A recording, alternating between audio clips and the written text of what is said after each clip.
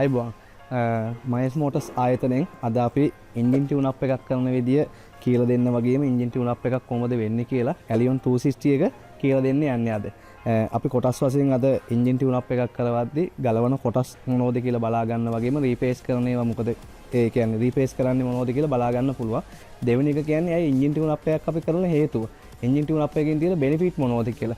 Engine tune up එකක් කරද්දී ඉන්ධන දානේ අපිට අඩු කරගන්න පුළුවන් පෙට්‍රෝල් පිච්චර ප්‍රමාණය වගේම ඊට පස්සේ ඉන්ජෙක්ටර්ස් වල ආයු කාලේ ප්ලග් වල එයාර් ෆිල්ටර්ස් වල ආයු කාලේ බලන්න පුළුවන්. ඊට පස්සේ සාමාන්‍ය එන්ජින් ටියුන් අප් එකක් කිලෝමීටර් 25000කට සැරයක් වගේම කිලෝමීටර් 30000කට වගේ සැරයක් කරගන්න. එන්ජින් ටියුන් අප් එකක් මයිලේජ් එක බැලුවොත් අපි අවුට්ටේෂන් දුවන එකක් නම් කිලෝමීටර් 35000ක් වගේ දුවන්න පුළුවන්.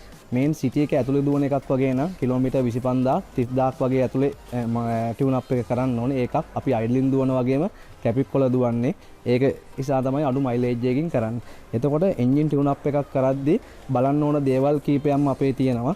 එකක් තියෙන්නේ බේක් බයින් එකක් තියෙනවද කියලා බලන්න ඕනේ. නැත්නම් අපි එන්ජින් ටියුන් අප් එකක් කරාට කිසි ප්‍රතිඵලයක් නැහැ. බේක් බයින් එකක් තියෙනවද බලන්න වෙනවා. ඒක ටයර් වල තියෙන තත්ත්වය කොහොමද කියලා බලන්න ඕනේ.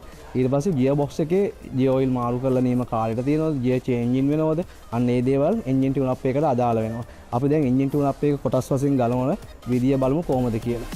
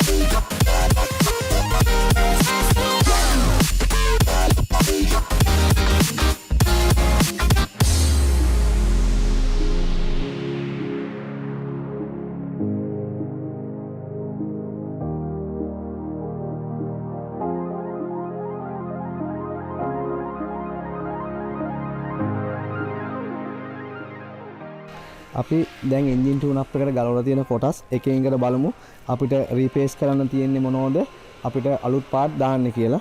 දැන් මේක නම් ප්ලග් ටික දාන්න වෙලා තියෙන්නේ. මේ ස්පෙයා ප්ලග් ඩැමේජ් වෙලා තියෙන මේ ඉරේ මේ ප්ලග් එකක් එන්නේ. ඇත්තටම මේකට මේ ප්ලග් වලට ටැපට් කවරේ ඔයිල් කාන්දුවක් වෙලා තියෙනවා. ඔයිල් කාන්දුවෙන් තමයි ටැපට් කවරේ ඔයිල් කාන්දුවෙන් ප්ලග් වලට ගිහිලා තියෙනවා ඔයිල් වෙලා. මේ තියෙන මේ ටැපට් කවරේ සම්පූර්ණයෙන්ම ඩැමේජ් වෙලා තියෙන මේ ටැපට් කවරේ දිය වෙලා. මේ වගේ වට හේතු බලපාන එකක් ලුබ්රිකන්ට් එක දාන ඔයිල් එක වෙනස් වුණොත් ඒ වගේ බලපානවා. හරි මේන්ටේන් වෙන්නේ නැති වුණාම මේ දැන් මේ ටැපට් කවරේ පැකින් එක ගත්තම කර වෙන සයිස් එකට කැඩලා තියෙන්නේ. මේ කියන්නේ මේ වේකල් එකේ ඔයිල් ලීක් එක මේට ඉස්සෙල්ලා ඉඳන් තියලා තියෙනවා. මේ කස්ටමර් ඇත්තටම බලලා නැහැ. මේක අපේ ළඟට ෆස්ට් ටයිම් මේ කස්ටමර් ආවේ වෙනතරක සර්විස් කරලා තියෙන්නේ. මෙන්න මේ වගේ සම්පූර්ණම ටැපට් කවරේ දිය වෙලා තියෙන. මේවා සාමාන්‍ය මේ පොඩි ඩැමේජ් වෙන වෙලාවෙදී කරගන්න පුළුවන් නම් ලොකු වියදමක් කියන්නේ අඩු කොස්ට් එකකින් කරගන්න පුළුවන්. එතකොට මේ ටැපට් කවරේ සම්පූර්ණම රීපේස් කරන්න වෙලා තත්ත්වයක් වෙලා තියෙන. ඒතර මේ සැරේ අපිට ඉන්ජෙක්ටර්ස් ඕරින් ටික දාන්න ඕනේ. ඒකේ ඊට පස්සේ මැනිෆෝල්ඩ් පැකින් ටික දානවා. ඊට ටොටල් පොඩි පැකින් එක රීපේස් කරනවා. මේ තියෙන එයාර් ෆිල්ටර් එක. අපි මේට ඉස්සෙල්ලත් වීඩියෝ කීපයක අපි පෙන්නුවා. එයාර් ෆිල්ටර් කියන එක හොඳ ෆිල්ටර් එකක් තමයි යූස් කරන්න ඕනේ. ඒතර මේ ෆිල්ටර් එකේ ආයු කාලෙත් එක්ක එන්ජින් එකේ කල්පවත්ම වගේම පෙට්‍රෝල් පැත්තටත් බලපානවා. අපි මේක දැන් ජෙනුයින් ස්පෙයා පාර්ට්ස් ටික කොහමද අපේ ස්ටොක් එකට ගිහිල්ලා සම්පූර්ණයෙන්ම චෙක් කරගමු. අපේ ළඟ මේ හැම ස්පෙයා පාර්ට් එකක්ම ගන්න තියෙනවා ජෙනුයින්. අපි දාන හැම ස්පෙයා පාර්ට් එකටම අපි වොරන්ටි එකක් දෙනවා. 1 year වොරන්ටි එකක් දෙනවා ජෙනුයින් ස්පෙයා පාර්ට්ස් වලට වගේම අපි කරලා ජොබ් එකේ ලේබ් එකටත් 6 month වොරන්ටි එකක් දෙනවා. අපි ඇලියොන් 260 දැනට එන්ජින් ටියුන් අප් එකට ඕන ස්පෙයා පාර්ට් ටික ගන්න ඇවිල්ලා තියෙන්නේ අපේ ස්ටොක් එකට. අපේ ගාව මේ තියෙන ඔක්කොම ජෙනුයින් ස්පෙයා පාර්ට්ස්. අපි දැන් ඒක ටැපට් කවර් රීපේස් කරන්න තියෙනවා. ස්පෙයා ප්ලග් ටික තියෙනවා. ඉන්ජෙක්ටර්ස් ඕරින්ස් ටික අපි ඒ ජෙනුයින් බඩු ටික චෙක් කරලා බලමු. ඇලියොන් 260 දැනට අපි රීපේස් කරන්න තියෙන ස්පෙයා පාර්ට් ටික තමයි පෙන්වන්නේ. මේ තියෙන ස්පෙයා පාර්ට්ස් ජෙනුයින් ටික අපින් කස්ටමර් අපෙන් ඉල්ලුවා ජෙනුයින් ස්පෙයා පාර්ට්ම දාලා එයාට ජොබ් එක කරන්න ඕනේ කියලා. මේ තියෙන ජෙනුයින් ස්පෙයා ප්ලග් එක තියෙනවා. ඉන්ජෙක්ටර්ස් ඕරින් ටික තියෙනවා. අප් ඩවුන් ටික PVC වෑල් එක ටොටල් බොඩි පැකින් එක මැනිෆෝල්ඩ් පැකින් එක වගේම ටැපට් කවර් පැකින් එක. අපි මේකේ ඉස්සෙල්ලා පෙන්වන්න ඇති අපේ වීඩියෝ එකේ තියෙනවා ටැපට් කවරේ ඩැමේජ් වෙලා තිබ්බා. මේ ජෙනුයින්ම ටැපට් කවරේ උඩ තියෙන්නේ. මම ටැපට් කවරේ අරගෙන පෙන්නන්නම්. දැන් ඉස්සෙල්ලා අපි දැක්ක එකයි මේ තියෙන ටැපට් කවරේ වෙනස පේනවා. එතකොට මේ ටැපට් කවරේ සම්පූර්ණම දැන් වලින් ඇවිල්ලා දිය වෙලා තමයි තිබ්බේ. ඒක ප්‍රතික්‍රියා කරනවා සමායයට ඇල්මිනියම් එකත් එක්ක ලොබ්බිගන් මානු වුණාම වෙන්නත් පුළුවන්. දැන් මේ තියෙන්නේ මෙන්න මේ විදිහට තියෙනවා ටැපට් කවරේ පැකින් එක වැටලා දාරවල් ටික හරියට ෆිනිෂින් තියෙන. නැත්තම් මේකෙන් ඔයිල් ලීක් වෙලා ඉලා ඉග්නිෂන් කොයිල් එක ඩැමේජ් වෙන්න පුළුවන්, ප්ලග් එක ඩැමේජ් වෙන්න පුළුවන්. ඒ වගේ හානි වලට පත් වෙනවා. අපේ කස්ටමර් අපේ පැත්තෙන් ඉල්ලුවේ ජෙනින් ස්පෙයා පාර්ට්ස් දාන්න කියලා. ඒසාම ඔයාලට ඕන කස්ටමර් කෙනෙක් අපේ ළඟ ජෙනින් වගේම ජපන් ස්පෙයා පාර්ට් උත් තියෙනවා. මේ වගේම රිපෙයාර්ස් කරගන්න පුළුවන්.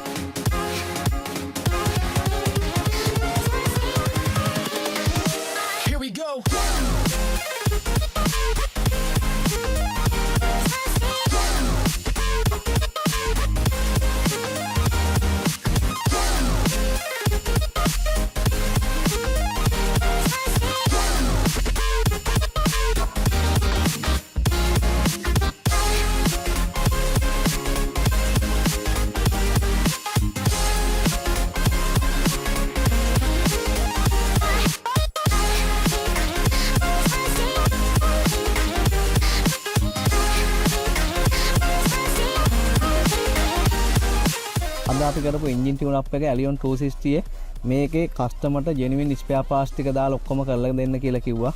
අපේ ටැපට් කවරේ වගේම ප්ලග් ටික, ඉන්ජෙක්ටර් වලින් අප් ඩවුට් වගේම ටොටල් බොඩි පැකින්, මැනිෆෝල්ඩ් පැකින්, ඒ වගේ සියලු දේවල් දාලා ටියුන් අප් එකේ දැන් වැඩ ඉවරයි. අපි කස්ටමර්ට බාර දෙන්න යන්නේ. අපි ටියුන් අප් එකටත් වොරන්ටි එකක් දෙනවා අපේ පැත්තෙන්. ඒ වගේම ස්පෙයා පාර්ට්ස් වල 1 year වොරන්ටි එකක් තියෙනවා. ඔයාලගේ ටියුන් අප් එකක් කරගන්න තියෙනවා නම් මයිස් මෝටර්ස් එකට කතා කරන්න. අපේ පැත්තෙන් දෙන්න පුළුවන් උපරිම සහයෝගය කස්ටමර්ට දෙනවා.